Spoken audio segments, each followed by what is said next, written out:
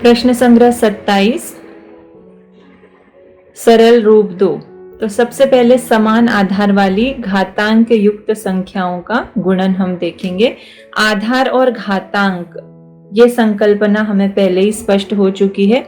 यहाँ पर ये समान आधार है, यहाँ पे a है, यहाँ पर भी a है, यानी कि इनके आधार जो है वो समान है, घातांक अलग अलग है। यहाँ a आधार है, m घातांक है, a आधार है, n घातांक है, अर्थात आधार से समान है लेकिन इनके घातांक अलग अलग हैं।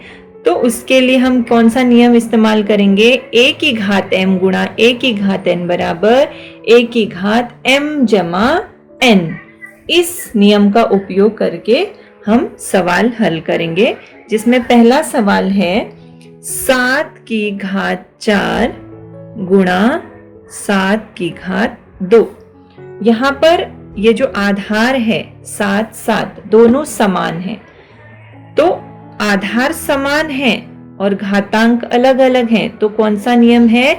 a की घात m गुणा a की घात n बराबर a की घात m जमा n, अर्थात 7 की घात 4 जमा 7 की घात 2 है, तो इन दोनों को हम क्या करेंगे?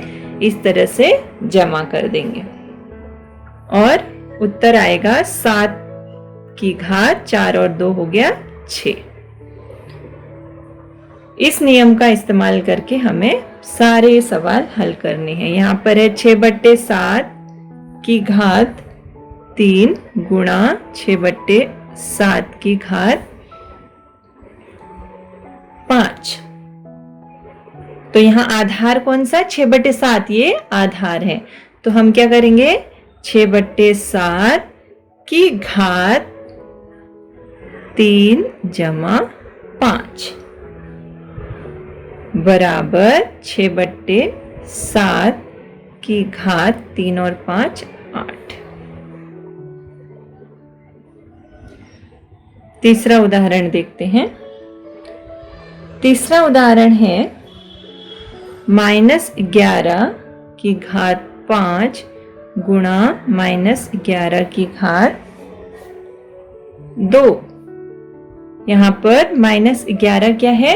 आधार है जो समान है, तो -11 की घात 5 जमा 2 बराबर -11 की घात 5 और 2 7। अगला चौथा है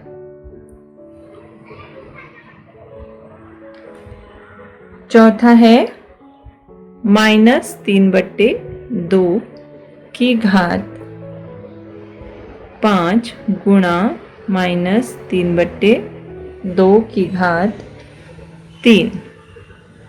आधार -3/2 है, यानी कि बराबर -3/2 की घात 5 जमा 3 बराबर -3/2 की घात 5 और 3 8। अगला उदाहरण है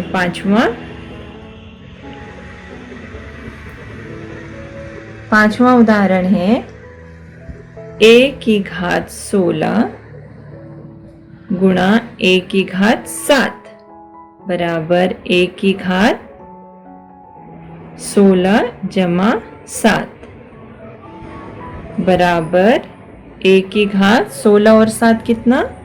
23।